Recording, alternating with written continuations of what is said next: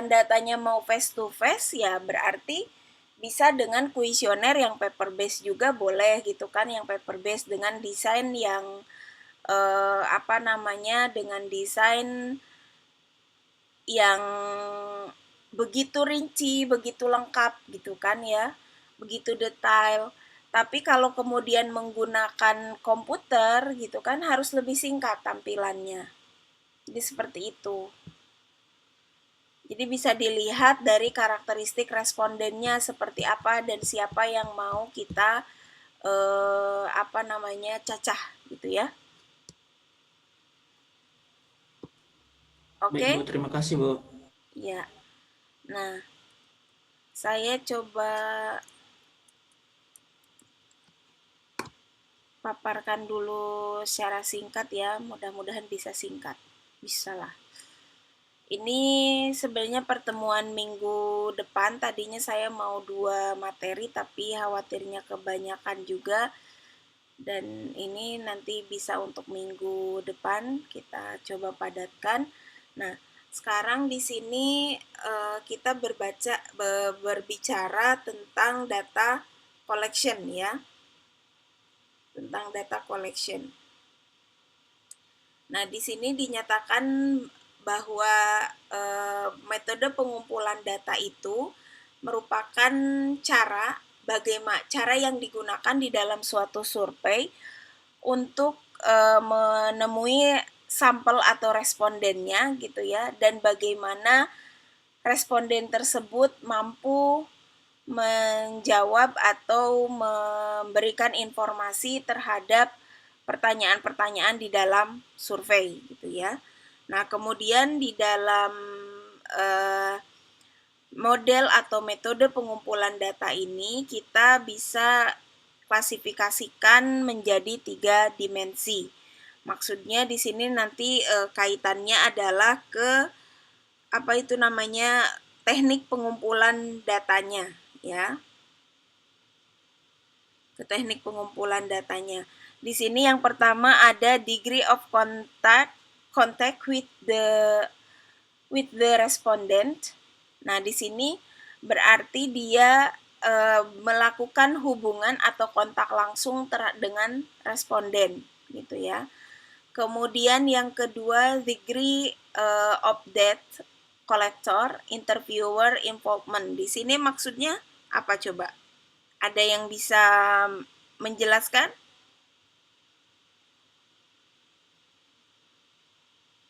Masih adakah teman-teman di sana?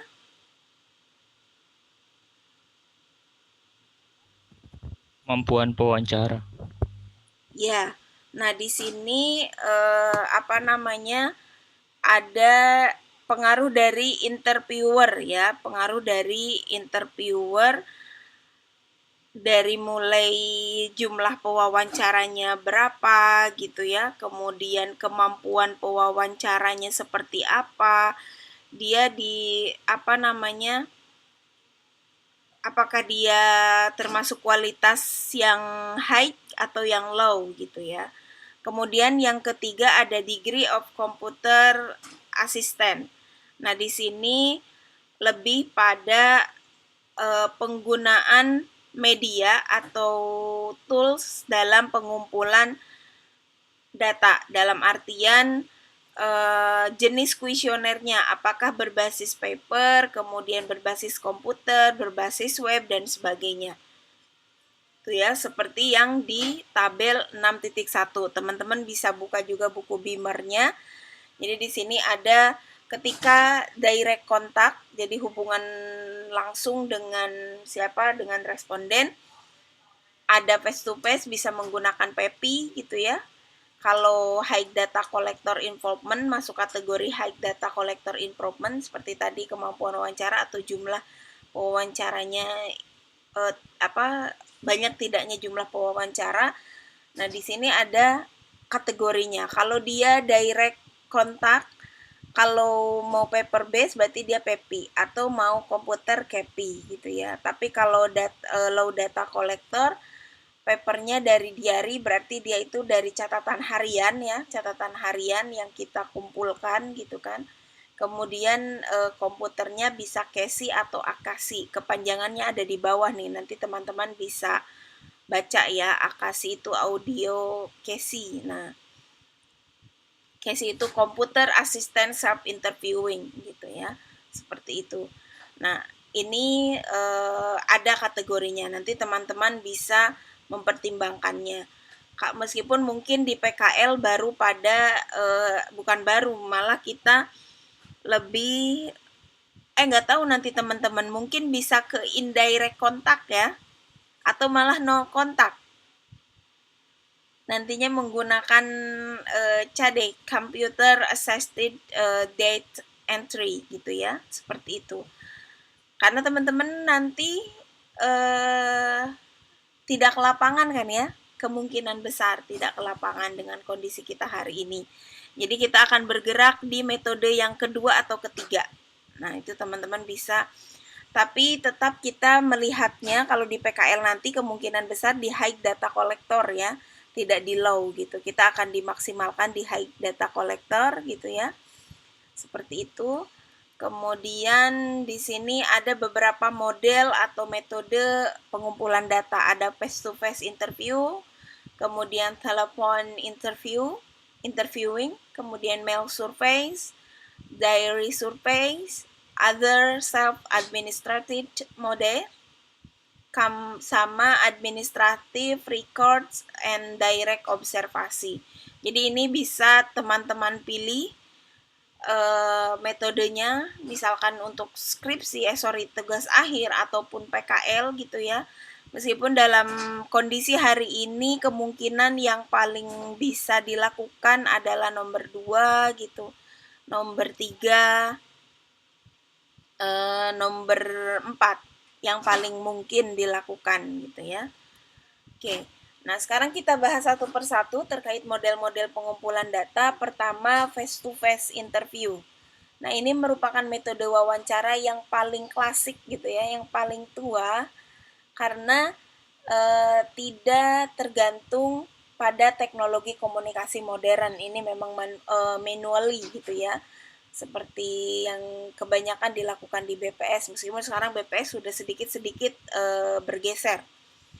Kemudian menyediakan tingkat komunikasi dan interaksi maksimal antar pewawancara dan responden. Ini memang lebih enak sebenarnya bisa bisa bertemu langsung dengan responden, bisa komunikasi sehingga mispersepsi dari responden itu bisa diminimalisir. Kemudian wawancara tatap muka sering dikaitkan dengan kualitas data yang baik ya, karena dengan tatap muka kita bisa teman-teman tingkat 2 ini pernah dilibatkan survei nggak ya sebelum masa pandemi ini? Tingkat 3, Bu. Iya, ketika tingkat 2-nya pernah dilibatkan? Belum ya kayaknya yang angkatan ini. Nah, nanti karena enaknya kalau di tatap muka itu kita bisa berimprovisasi gitu ya, bisa mendetailkan apa sih yang dimaksud dari pertanyaan ini, kemudian apa yang informasi diharapkan dari beberapa pertanyaan di dalam kuesioner ini kita bisa yakinkan gitu, lain dengan ketika tidak langsung gitu ya. Nah, yang keempat dipandang oleh banyak peneliti survei sebagai model pilihan dari penggunaan data untuk sebagian besar topik survei gitu ya. Nah, ini face to face ini lebih banyak dipilih gitu ya. Kemudian ini beberapa keuntungan dari dan kelemahan dari face to face. Memang dari face to face ini dia high budget. Iya ya, karena tentu jangkauannya akan lebih terbatas dalam artian satu pewawancara misalkan seperti di BPS itu kalau ada sensus atau survei satu petugas itu biasanya tidak lebih dari 3 blok sensus. Ya, dulu ketika saya di lapangan nggak tahu perkembangan hari ini seperti apa. Kemudian tentu berarti kan bisa lebih banyak petugasnya ya, karena satu desa itu bisa sampai 20 bahkan 30 blok sensus gitu. Tapi kalau dengan komputer, misalkan dengan telepon, tanpa harus berjalan kaki dari satu rumah ke rumah yang lainnya, itu bisa saja kemudian meringkas atau menghemat biaya untuk tenaga pewawancara seperti itu. Kemudian metode face to face ini menimbulkan social desirability bias, jadi menimbulkan bias ya. Ini berarti masuknya ke poin kelemahan gitu ya, meskipun bias ada sih di setiap tahapan ya, seperti yang sudah kita pelajari sebelum UTS. Sebenarnya ini bisa diantisipasi dengan kita mengikuti guidance ataupun pedoman-pedoman pewawancara gitu ya, atau petugas. Kemudian face to face ini cakupannya bisa lebih luas ya. High coverage of the general population for sample design. Jadi dia bisa cakupannya lebih luas gitu ya. Kemudian pada akhirnya ini akan menjadi suatu hal yang paling penting adalah pewawancara. Dia bisa falsify the interview. Di sini bisa lebih detail gitu ya, lebih bisa menjelaskan apa yang ingin kita dapatkan. Oke, kemudian di dalam face to face ini sangat mahal tapi fleksibel gitu ya. Memberikan tingkat respon yang tinggi namun dapat menimbulkan social disability bias dan varians pewawancara. Nah, di sini ini sebenarnya rangkuman dari sini ya. Meskipun di poin 4 ini kita bisa lebih mendetailkan pertanyaan, tetapi kemudian di poin 4 ini varians pewawancara itu akan menimbulkan bias seperti yang kemarin ya di materi komponen ya. Di materi komponen dia akan menimbulkan varians atau menimbulkan bias. Nah, selain bias dia akan menimbulkan varians dari sisi pewawancara. Kemudian model yang selanjutnya ada telepon interview. Nah, wawancara telepon tidak selalu diterima sebagai metodologi pengumpulan data dalam penelitian sosial dan ekonomi. Kemudian kenapa tidak selalu diterima? Ya dengan berbagai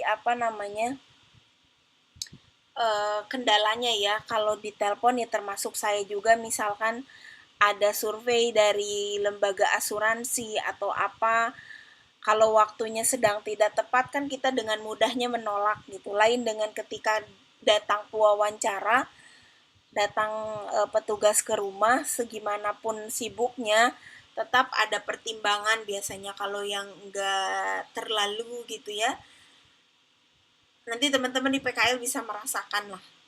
Nah, kalau yang di lapangan itu kadang kalau lagi masak misalkan orangnya maaf ya lagi sibuk atau maaf mau berangkat, itu biasanya memang orang-orang tertentu dan karakternya agak spesial gitu ya.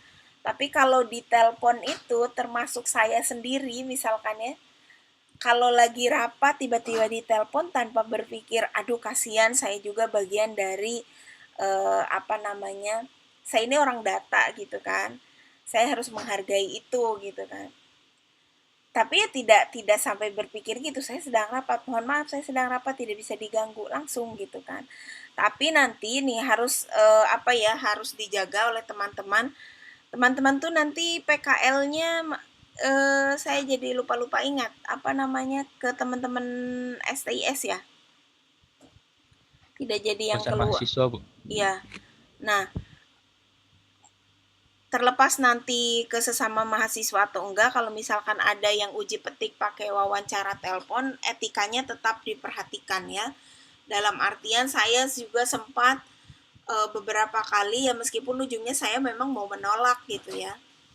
Beberapa survei yang melalui telepon baru saya bilang maaf mbak gitu kan, atau maaf mas, itu udah tutup. Itu kan nggak sopan ya dari sisi apa, dia yang menghubungin duluan, kita baru bilang maaf langsung ditutup. Nah, kalian jangan sampai seperti itu. Latihan, meskipun mungkin nanti teman-teman kalian yang kalian hubungi tetap ketika dia bilang maaf ya tunggu dulu aja, maaf alasannya apa, kemudian ya tetap ucapkan terima kasih, kapan bisa dihubungi kembali gitu ya. Nah, itu ada beberapa yang saya baru bilang maaf karena memang teleponnya suka di jam aktif kerja gitu ya. Hari ini kan zaman Zoom meeting, kita tidak ada waktu luang gitu ya. Mungkin kalau di kantor malah ada jeda-jeda setelah ngajar, rehat dulu sebentar gitu kan, baru mengerjakan yang lain. Kalau di rumah itu malah bersambung-sambung. Jadi ini baru bilang maaf, udah ditutup. Jangan sampai kejadian seperti itu gitu ya. Kemudian yang kedua, wawancara tatap muka maupun telepon berpotensi menciptakan varian pewawancara dan social disability bias pada hasil survei gitu ya. Nah, ini keuntungan dan kelemahan ketika kita melakukan survei antara menggunakan telepon dan interview ya. Seperti di sini ya, di telepon itu memang cost-nya lebih murah gitu ya. Karena pulsa telepon dianggap relatif lebih murah dibandingkan dengan upah pegawai. Kemudian interviewer varian is usually smaller than for face-to-face survey. Ya, kenapa? Karena biasanya kalau dalam telepon si pewawancara benar-benar membacakan kuesioner tanpa bla bla bla. Ya, tanpa ini Bu bla bla bla, enggak, karena mengingatnya aduh ini pakai pulsa. Ini waktu orang. Yang penting kita dapat informasinya. Lain dengan ketemu tatap muka kan pasti ada sapa-sapa dulu. Iya Bu, saya dari ini, gimana Ibu sehat dan sebagainya. Adalah bagaimana kita bersosialisasi dengan responden gitu ya. Kemudian ada social disability bias usually smaller than face to face. Ya, gitu ya. Apa namanya? Menimbulkan biasnya sama tapi cenderung lebih kecil. Kemudian tetapi di dalam telepon ini ada kelemahannya, cakupannya. Dalam artian di sini adalah telepon kan tidak semua warga itu punya telepon. Meskipun hari ini mungkin relatif semua, sekalipun misalkan buruh-buruh kasar gitu ya, dia sudah punya HP. Tapi kan tetap tidak bisa kita pungkiri ada yang tidak punya alat telekomunikasi. Nah, maka kemudian cakupannya kurang luas, tidak seluas dengan face to face. Kemudian yang ketiga ada self-administrative mode. Di sini ada mail survey, diary survey, other self-administrasi, ada EDI, DBM, EMS, dan seterusnya. Teman-teman nanti bisa baca di slide sebelumnya atau di bukunya singkatannya apa. Nah, ini ada self-administrasi. Jadi lebih mengumpulkan data sekunder gitu ya. Data sekunder untuk yang di bawah ini atau sama-sama primer tetapi dia mengisi sendiri. Ya, sama-sama primer mengisi sendiri. Seperti kalau kalian ikut webinar, nah itu merupakan salah satu contoh self-administrasi modes. Evaluasinya kan ngisi kuesioner tuh lewat webnya atau kadang dikirim email. Itu bagian dari self-administrative. Nah, kemudian administrasi administrative record, ini mempunyai beberapa tujuan pengumpulan data gitu ya. Kemudian penggunaan catatan administratif merupakan alternatif biaya yang efektif dan berkualitas tinggi untuk suatu survei. Di sini seperti halnya kalau nanti kalian sudah di apa itu namanya sudah di BPS. Ketika kalian mau membuat kecamatan dalam angka atau daerah dalam angka, ini menggunakan administrative record ya. Kita menyebarkan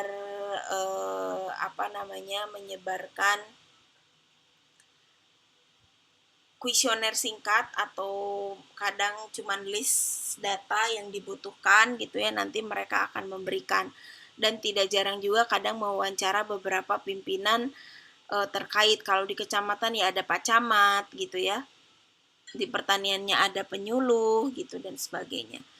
Kemudian sebagian besar negara menyimpan catatan untuk dapat mengambil tindakan terkait perizinan, pajak, pengaturan pembayaran dan sebagainya. Ya, ini adalah dokumen-dokumen tertentu ya yang ya contoh kecilnya seperti teman-teman mau penelitiannya sekarang misal TA terkait dengan ekonomi, mencari data suku bunga, inflasi, teman-teman bisa dengan mudah men-searching di BI misalkan ya, atau data-data administrasi lain dari kementerian lain. Bahkan mungkin di BPS sekarang sudah lebih terbuka lagi datanya. Sejauh data itu adalah data publik gitu ya, bukan data by name by address gitu.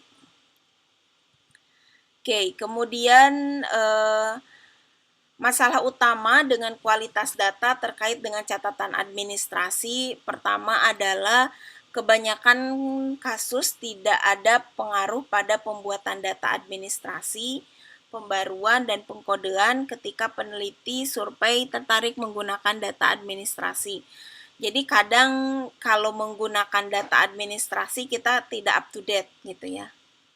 Atau jangan salah, saya pernah ketika di lapangan, ketika saya masih KSK, itu meminta ke salah satu lembaga yang ada di level kabupaten, karena meskipun saya KSK waktu itu saya kan double job desk gitu ya, menjadi staf di kantor, ke salah satu instansi, dan itu mereka belum rekap. Mereka menyodorkan catatan mereka yang tebalnya entah berapa ribu halaman gitu ya, karena itu dari catatan harian yang memang data tersebut yang kami butuhkan. Karena ini nanti khawatir saya upload, saya tidak sebutkan lembaganya, nanti saya kena undang-undang ITE. Itu saya disodorkan data administratif yang belum direkap dan belum dikategorikan gitu ya. Misalkan kalau kalau di kita misalnya ada penduduk dan non penduduk, nah itu belum dikategorikan. Saya harus merekap. Ya nyerah lah ya. Nah, pada kondisi kayak begitu ya bernegosiasi sih akhirnya. Ya Pak, nggak apa-apa, kami kan nggak paham dengan isi ininya, nanti salah ininya gitu kan, biasalah lobby di situ, salah pengklasifikasian, nanti akhirnya malah kebijakannya yang salah. Nggak apa-apa Pak, yang harusnya hari ini saya dapatkan, nggak apa-apa, Bapak sanggupnya berapa hari lagi gitu kan, kita balik tanya, Bapak berapa hari lagi? Seminggu katanya, oke lah Pak seminggu. Ya saya mending pilih seminggu kan, daripada pertama salah, yang kedua saya juga repot, karena begitu banyaknya data yang harus direkap. Bukan ratusan halaman, tetapi ribuan dan berapa buku waktu itu, 3 apa 5 buku yang diberikan ke saya. Innalillahi kan saya, mendingan negosiasi dengan mereka gitu. Oke, kemudian yang kedua, mereka yang bertanggung jawab atas catatan administratif biasanya tidak memiliki latar belakang statistik. Nah ini memang yang menjadikan salah satu kendala juga ya, menghasilkan proses yang setidaknya untuk beberapa variabel dikumpulkan, dicatat, dan dikendalikan secara tidak sempurna. Maksudnya di sini adalah seperti tadi, ya memang kalau mau ideal saya bawa gitu kan. Karena saya paham statistik, bagaimana harus menyajikan data dan sebagainya. Tapi dari satu sisi kan ada juga kelemahannya. Nah ini dalam artian kita tidak paham akan kategori-kategori yang disodorkan oleh lembaga tersebut gitu kan. Tapi kalau dalam penyajian mungkin kita bisa lebih baik. Tapi daripada kacau dari sisi definisi, penyajian bisa kita rapihkan berikutnya. Jadi pilihannya seperti itu. Ketika nanti teman-teman sudah di lapangan, ya pandai-pandailah memposisikan diri, pandai-pandailah membuat strategi yang tentunya tidak menyalahi SOP yang ada gitu ya. Kemudian biasanya ada perbedaan konseptual antara aplikasi statistik dan penggunaan administratif. Ya, betul banget. Apalagi kalau sama-sama berbicara tentang kesejahteraan, itu kita harus hati-hati sekali. Kalau kita minta data dari BKKBN, itu akan berbeda. Tetap kita harus cantumkan kemudian definisi-definisi tersebut gitu ya. Kualitas data administratif jarang dinilai. Ya, biasanya quality assurance-nya mereka kurang gitu ya. Meskipun hari ini mulai diperbaiki gitu ya. Tapi kita ini masih agak lemah. Kemudian keuntungan utama terkait dengan penggunaan data administrasi adalah catatan dan data sudah ada dan murah untuk digunakan, jadi bisa kita lebih singkat juga waktunya. Dalam banyak aplikasi tidak diperlukan kontak dengan unit register dan oleh karena itu tidak ada beban responden dan kita pun tidak ada beban dari sisi waktu gitu ya. Seperti halnya nanti kalian untuk PKL perlu data-data tertentu sebagai penunjang. Itu kalau menggunakan data administratif tidak perlu harus menghubungi misalkan orang BAK atau BPS, bisa teman-teman langsung searching dari internet misalkan, itu bisa seperti itu. Kemudian direct observasi, ini kita langsung turun ke lapangan, mengamati secara langsung ya. Nah, ini biasanya lebih banyak dilakukan di penelitian kualitatif biasanya. Tapi di kuantitatif pun ada. Contohnya observasi ini kalau di ubinan sebenarnya antara face to face dan direct observasi. Kenapa? Karena kita yang langsung mengamati, langsung melakukan proses ubinan. Ya. Yang ada di BPS itu salah satunya ubinan, yang direct observation. Yang lainnya sepertinya lebih pada survei-survei face to face ataupun komputer base gitu ya. Kemudian menghitung jumlah pengemudi yang tidak menggunakan sabuk pengaman, pengukuran tayangan TV melalui perangkat elektronik dan sebagainya gitu ya. Nah, dalam pengamatan langsung ini biasanya kita harus memiliki waktu yang cukup panjang gitu ya. Kemudian kita pun harus sedikit memahami akan budaya dan karakter orang. Dari sisi ini berarti harus didukung oleh keilmuan antropologi dan psikologinya. Kemudian beberapa tradisi tersebut telah dipindahkan ke peneliti sebagai kognitif, di mana perilaku responden dan pewawancara dipelajari melalui observasi. Nah, ada juga yang masuk ke kategori observasi itu di SDKI, kalau nggak salah itu ada di SDKI.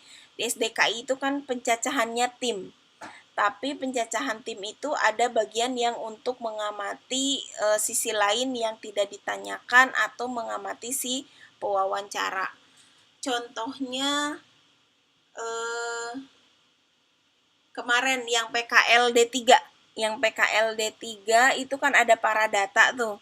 Ketika teman-teman yang membahas tentang PKL Sakernas turun ke lapangan, tim paradata ikut turun langsung mengamati bagaimana proses menjawab si responden, bagaimana proses menjawab menanyakannya si pewawancara, seperti itu. Itu masuk ke direct observation.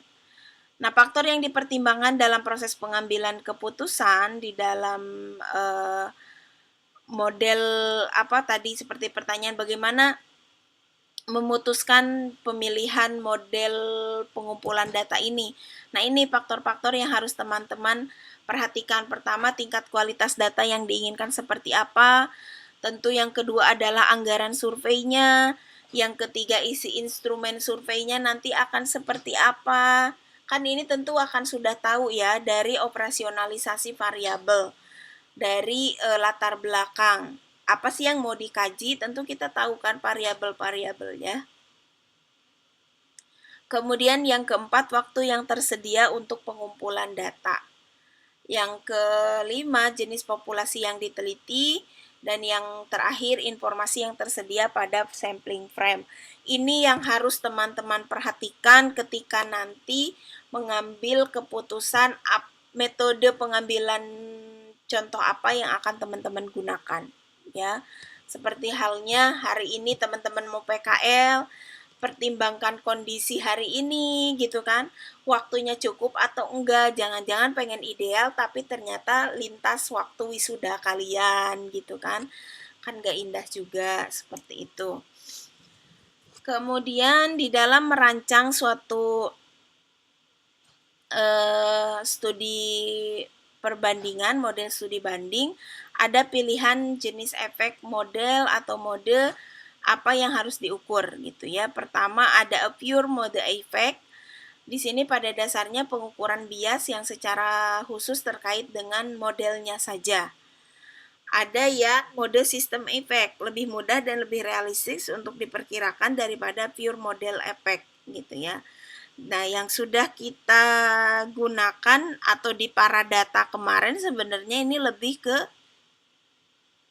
model system effect gitu ya, bukan pada modelnya saja tetapi secara keseluruhan ya. Nah, kita lihat satu persatu. Untuk a pure mode effect ini untuk mengukur bagaimana secara akuratnya seorang harus membandingkan hasil dari dua pengumpulan di mana satu-satunya perbedaan antara pengumpulan itu adalah modenya. Misalnya ada dua pengumpulan pertanyaan yang diajukan sama, karakteristik yang diukur sama, populasi yang dipelajari selama periode referensi tertentu juga sama. Jadi kalau pure mode effect ini kan harus ada dua berarti. Ada yang dengan wawancara, interview, ada yang dengan self enumeration. Nah, ini gimana? Harus membandingkan dua cara. Seperti itu. Tapi kalau di model system effect, ini adalah keseluruhan proses pengumpulan data yang dirancang pada suatu model tertentu. Jadi spesifik terhadap apa yang kita lakukan. Makanya tadi saya katakan ini seperti yang dilakukan D3 kemarin, yang survei Paradatanya. Dia satu sistem di dalam PKL itu, tidak membandingkan yang KEPI ataupun PEPI-nya. Nah, hal KEPI atau PEPI-nya itu di PKL, kalau nggak salah awal saya di STIS. Ikut PKL di STIS berarti sekitar PKL 2014. Membandingkan PEPI dan KEPI itu a pure system effect. Nah, kalau kemarin Paradata lebih pada system effect. Nah, perbedaan antara dua sistem ini dapat diukur di sepanjang dimensinya ya. Dalam artian di distribusi responden, tingkat non-respon unit, kemudian non-respon itemnya, waktu yang ditempuh untuk mencapai tingkat responden yang diberikan, biaya pengumpulan data. Ini poin-poin yang diperhatikan ketika kita mau melihat atau membandingkan metode secara sistem efeknya. Oke, kemudian ini ada faktor-faktor yang perlu diperhatikan kalau teman-teman lihat di bukunya Beamer, silakan sambil dibuka bukunya Beamer, kan sudah saya share di awal ya. Nah, ada beberapa faktor yang digunakan. Bentar, saya izin minum dulu, kering.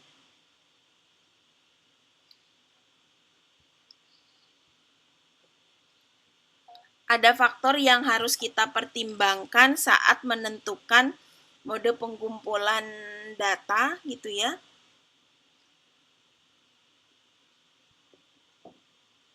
Yang pertama terkait dengan konsep pengukurannya. Kemudian yang kedua target populasi yang disurvei. Yang ketiga ada kontak atau informasi yang tersedia di dalam frame. Kemudian arti penting dari topik yang silency of the topic. Kemudian kecepatan penyelesaian artinya bagaimana waktu yang diperlukan gitu kan. Kemudian ruang lingkup dan ukuran sampel. Dispersi sampel, ini maksudnya sampel dispersi ini adalah dispersi maksimum menyarankan survei melalui surat atau telepon. Dalam survei tatap muka, beberapa pengelompokan hampir selalu dibutuhkan. Jadi di sini sampel dispersion ini pengelompokan sampelnya ya. Kemudian cakupan frame dari target populasi, non-respon, interviewer, responden, instrumen, dan biaya. Ini adalah faktor-faktor penting yang harus teman-teman pertimbangkan ketika menentukan metode pengumpulan data ya. Seperti itu. Ini sebagai contoh. Nah, kalau self administrasi pas year 1,72, kemudian 5 tahun yang lalu, kemudian pada saat sekarang. Persen admitting illicit drug use. Ini persentase ininya ya dari respondennya yang efek in a woman healthy study tentang kesehatan wanita ya di sini. Ini tabel 6.3, teman-teman bisa dibuka juga tabel 6.3. Di sini kan ada pertanyaan yang dikelola atau self administrasi, kemudian ada konvensional dan seterusnya. Ini data-datanya, rata-rata laporan setahun yang lalu, 5 tahun yang lalu, dan lifetime pada saat ini gitu ya. Nah, kemudian berikutnya ini example of estimate of sensitive attribute by mode. Jadi di sini lebih pada karakteristik spesifiknya, berapa yang melakukan aborsi, tidak aborsi, abortion gitu kan ya, ada 2. Nah, ini sudah pada datanya, data yang terkumpulkan ya. Oke, itu yang bisa saya paparkan untuk pertemuan hari ini. Silakan jika ada yang